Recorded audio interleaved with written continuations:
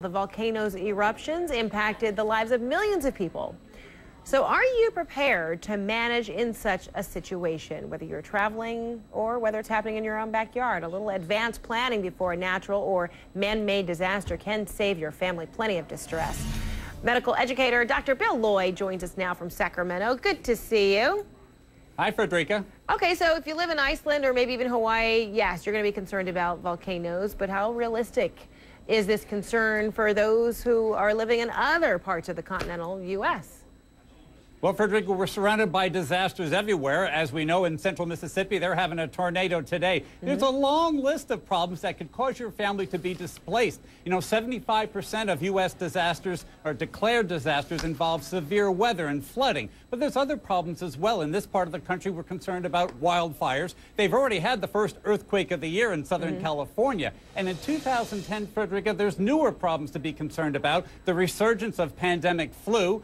Problems with large-scale power outages could cause problems with healthcare delivery, and the potential problem for cyber attacks and interruptions in our internet and computer communications, which could have a direct effect on your family's ability to enjoy good health. And even your prescriptions, say, for example. And we'll go through kind of the long list of all these things that could be interrupted. So let's talk about the upcoming, summer season. How might this time of year play a role in whether your health is interrupted?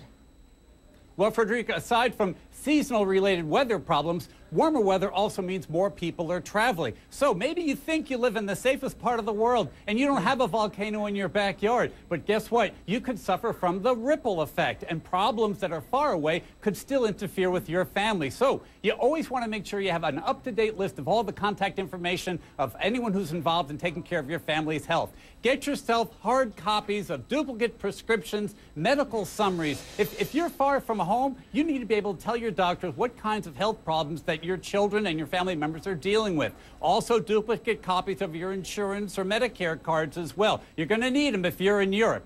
Anyone in the family that wears a medical alert tag ought to make sure the information's been updated, and something as simple as direct deposit to make sure that your monthly pay will continue even if there's disruption in mail service. So a lot of our, doctors, offices, dentists, etc., they've gone kind of paper-free. So why do we want to kind of keep a carbon copy or a hard copy of everything when all we got to do is call them up and say, hey, what about that information you have on file for me?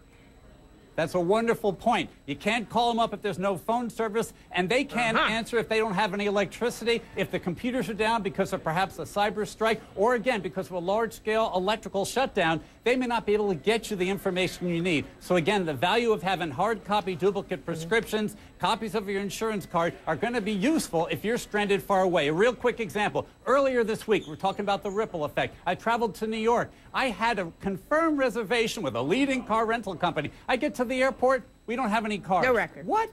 All the Europeans stuck in the United States, stranded because of the volcano in Iceland, had to stay with those rental cars. Some of them were living in those rental cars, and I couldn't get a car because of the ripple effect. The same thing can work for your family's health as well. Okay, now you're traveling with small kids, or maybe you have some family members with special needs. Maybe you're traveling with your older parents, grandparents. There are certain considerations you need to be taking when you're traveling with them, when you're with them.